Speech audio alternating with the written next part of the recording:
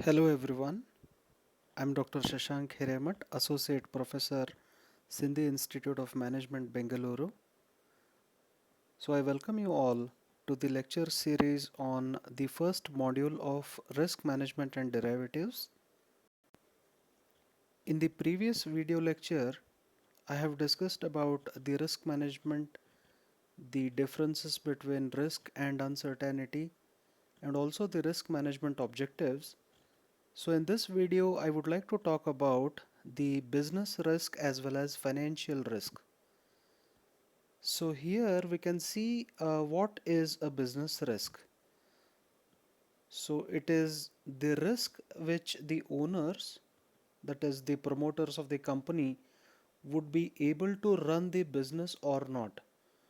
So whenever the entrepreneurs run a business, there is a question whether they will run the business successfully or not. So running a business is also a risk.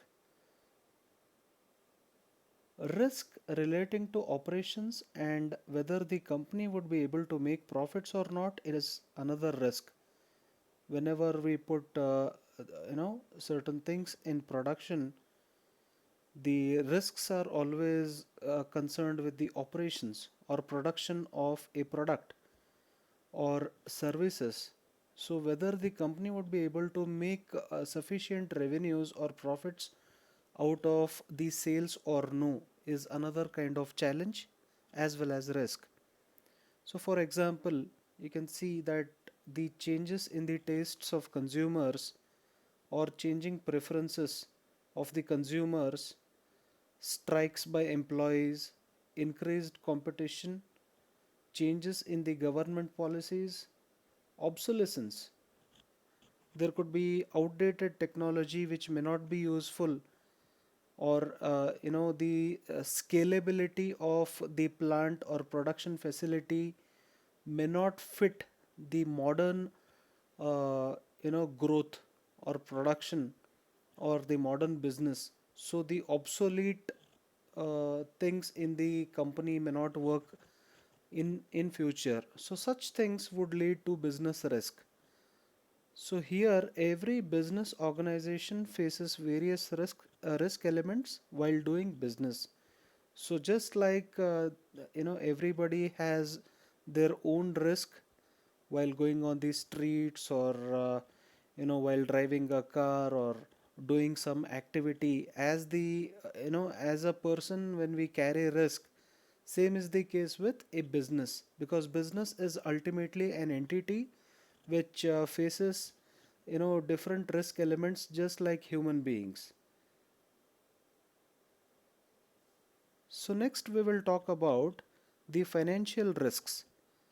So here the financial risk is slightly different from business risk. So business risk is like an umbrella for the financial risk. So financial risk could be considered as a parallel risk to business risk, which is a major thing under business risk. So we can derive a thin line of differentiation between business risk and financial risk. So the financial risk is the risk of not being able to pay off the debt. So if there is a failure in the business, it becomes a business risk. Whereas if the company is not able to pay off the debts like payment of interest or payment repayment of the loan, etc., if it's not done on time, then it leads to financial risk. So we have seen many such financial crises in the past as well as present, like Lehman Brothers crisis in 2008 was one of the biggest financial crisis which the world faced. So such type of risks will are called as financial risks. So the next point is, when a firm wants to improve its financial leverage, here the term we are using is leverage. Leverage means additional loan or additional capital which is borrowed. Okay, financial leverage by allowing the debt to enter into the capital structure they suffer from financial risk. So if you borrow more of a debt in comparison with equity, there is always a risk which is greater than the present risk. Whenever you add more of the debt into your personal life, it's very difficult to become, debt free. Same is the case with corporates. If they borrow more debt at a higher interest rate, definitely they will have a financial risk. So they should devise various strategies to come out of the debt burden.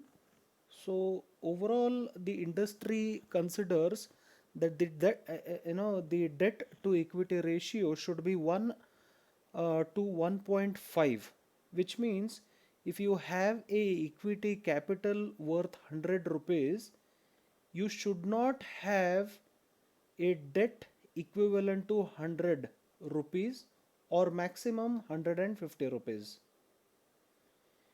If you have 100 rupees worth capital and if you have 200 or greater than 150 as debt capital, then your financial risk will definitely increase. So, but then in case of banks or in case of some engineering companies or construction companies, they need to borrow more debt in order to run the business. So in those cases, those are exceptional ones. Though despite having financial risks, the entrepreneurs will have to take such risks.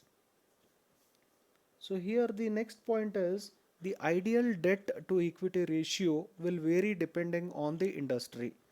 So all the companies or all the sectors may not be completely debt free.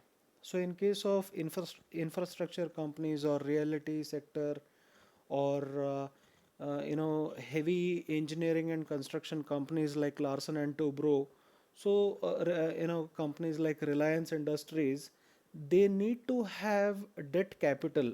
They cannot avoid this financial risk altogether completely. So some industries will use more debt financing than others. So in case of banks, if you think about HDFC Bank or Axis Bank, ICICI, many public sector banks, they need to borrow debt. Okay, they need to borrow cheap money and give the money to the borrowers at a greater interest rate in order to grow the business or gain profitability. So certain capital intensive industries like the financial sector, like banks, non-banking financial corporations, and especially the manufacturing industries, often have higher ratios that can be greater than 2. So for every 1 rupee of an equity that you have, it is better if you have only 1 rupee worth debt or 1.5 as given above, as it is given over here. If you have 1 rupee worth equity, you should not have a debt capital of more than 1.5 rupees. But in certain exceptions like financial sector as well as manufacturing industries, we often have higher debt to equity ratio, which makes the financial risk even greater in comparison with the other businesses. Thank you so much.